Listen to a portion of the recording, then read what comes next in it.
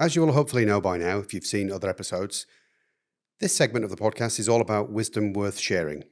At the end of every interview, I look back as part of the editing process and discover some of the gems that came out during the conversation, and I summarise them here. Before I get into the wisdom that Anne shared with us, I need to mention Anne's legacy. Due to time constraints, Anne needed to be at another meeting, and I ran out of time. Wasn't able to ask her about her legacy until after the interview had finished. Anne told me to refer to her valedictory speech from when she retired from Parliament as a National MP after nearly 20 years.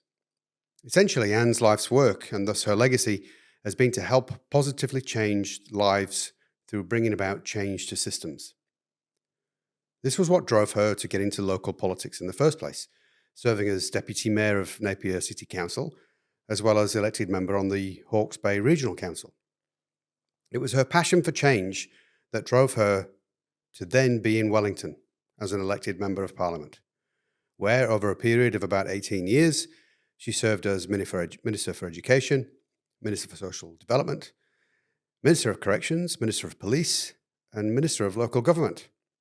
The latter possibly resulting in her being invited to take on her current role as Commissioner overseeing the Tauranga City Council, where she continues to bring about change that will affect the lives of all who live in the region, now and into the future. Irrespective of your political persuasion, it's important, I feel, to recognise the work of someone who has passionately believed in something, enough to give up their personal lives, and as we've heard from other politicians on this show, work long, hard days to bring about positive change for the people they serve. Whether you believe what they believe or not, we must acknowledge the effort and commitment that goes into dedicating your life to something, like Anne has. It's easy for us to stand back and pick fault with what they do from a distance, but would we swap our lives for theirs and put ourselves up for the level of criticism that they receive?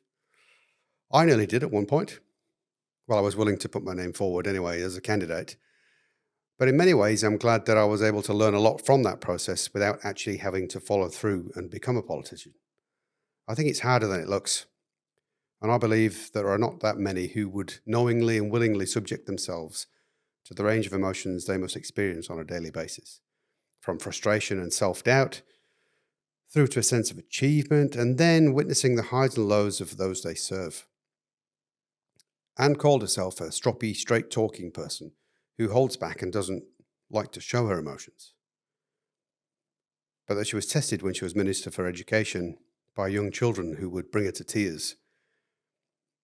Anne talked about the fact that it's always hard to take criticism, but without criticism, there's no growth.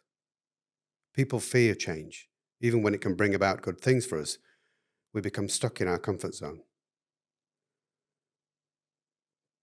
That might not be that flash where we are, but there's uncertainty with change, and that can keep us where we are. Anne talked lovingly about her parents. Understandably, she was emotional, recalling her childhood after the recent passing of both her dad and then her mum. They were both teachers, and they were very strict, according to Anne, who was the eldest of 4 children, all of whom followed in their parents' footsteps and went into teaching, including Anne, who left after a short while at her father's dismay. But as she told him, she went on to become the Minister of Education. Whether it was because they were teachers or a sign of the times, her parents drove their children to succeed, even questioning when they came second. Why did that happen? So that they could learn from it and do better next time. It seems far removed from the times that we're currently in, where that kind of attitude is almost frowned upon. I asked Anne if her mum and dad's approach to parenting was beneficial to her, and she believes it was. It was integral in her being successful in her own life. It taught her that you had to work hard. The more you put in, the more you get out, Anne said, but you also have to be open to learning in order to grow.